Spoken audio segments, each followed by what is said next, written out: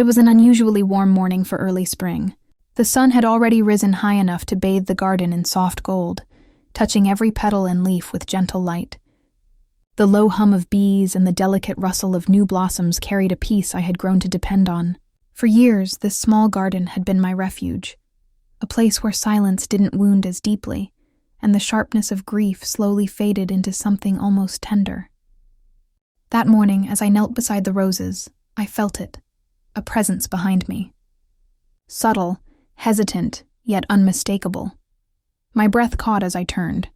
A figure stood at the edge of the yard, hands raised slightly in a gesture that spoke of harmless intent. The face was faintly familiar, someone I might have seen in passing but never truly met. A new neighbor, I realized. "I didn't mean to startle you," came a soft voice, polite yet heavy with something unspoken. The words hung in the warm air, and for a moment, I simply studied him. Tall, quiet, eyes shaded with more sorrow than light. He held a small paper bag, raising it like an offering. "I baked too many muffins. Thought you might like some?" I hesitated.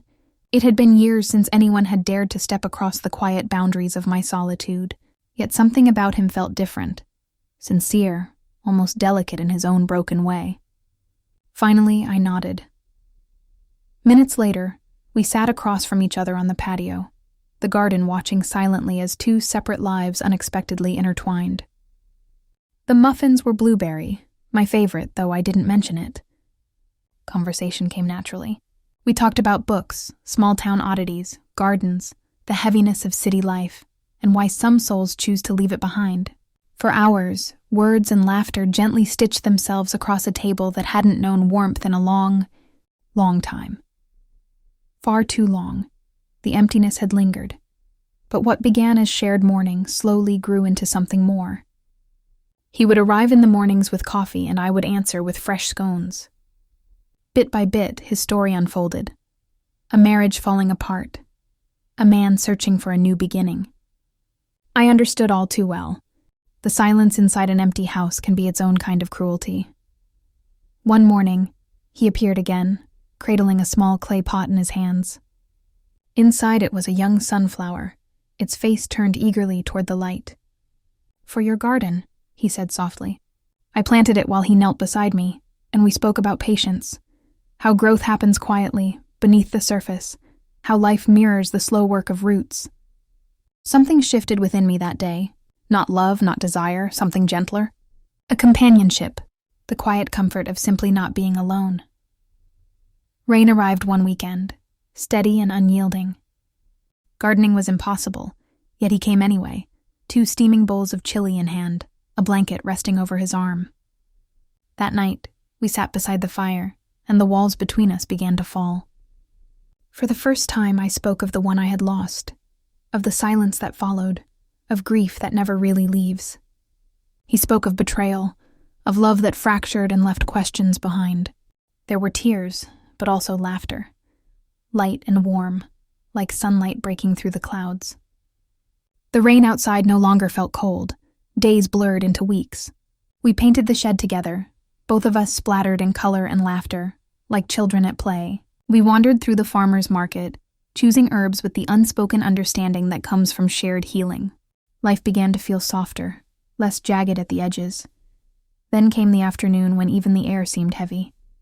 I was in the garden, soil clinging to my fingers, when I felt a touch on my shoulder. Expecting his usual warmth, I turned with a smile. But his expression was different this time. Nervous. Torn. "I got an offer," he said quietly.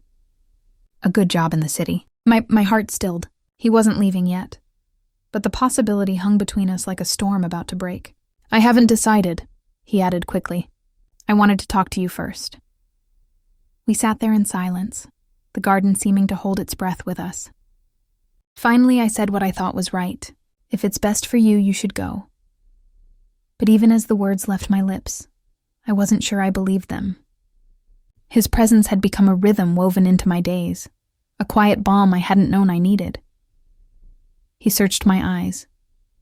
"Is that what you really want?" I didn't know how to answer. All I knew was that something delicate yet real had taken root between us. like a seedling that needed light, patience, and care. "I don't want to leave," he whispered. "Not if there's something here worth staying for."